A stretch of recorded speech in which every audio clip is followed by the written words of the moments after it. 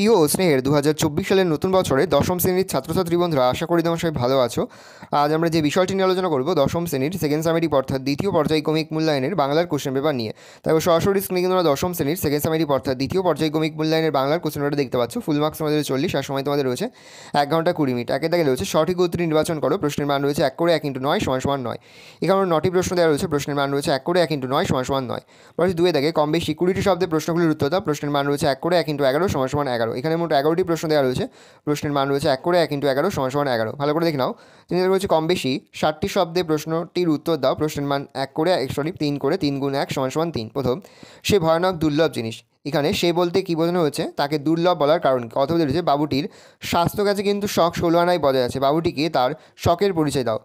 চারে দেখুন কম বেশি 60টি শব্দে প্রশ্নটির উত্তর দাও। প্রশ্নের মান 3। প্রথম, হাই বিধি বা মম প্রতি বক্তাকে তিনি এমন কথা বলেছেন কেন? অথবা রয়েছে প্রদীপ তুলে ধর।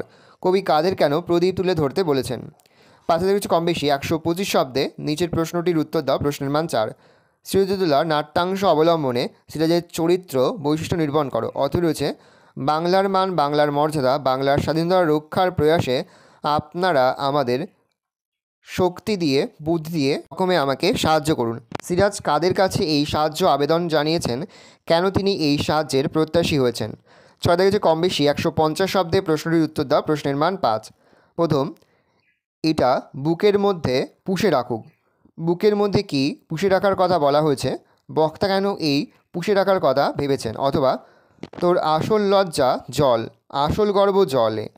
প্রসঙ্গ উল্লেখ করে উক্তিটির তাৎপর্য প্রতিপন্ন করো। পরে হচ্ছে কম বেশি 150টি শব্দে প্রশ্নটির উত্তর দাও। প্রশ্নের মান 5। বিদ্যালয়ে মোবাইল আনা সম্পর্কে দুই বন্ধুর মধ্যে সংলাপ লেখো। তোমার এলাকায় পথ দুর্ঘটনা সম্পর্কে একটি প্রতিবেদন রচনা করো বা প্রতিবেদন লেখো। ভালো করে দেখে নাও। এই রয়েছে টোটাল তোমাদের সেকেন্ড সামেটিভ অর্থাৎ দ্বিতীয় পর্যায়ক্রমিক মূল্যায়নের দশম শ্রেণীর বাংলার কোশ্চেন পেপার। ভালো তোমার কোশ্চেন পেপারটা দেখে নাও।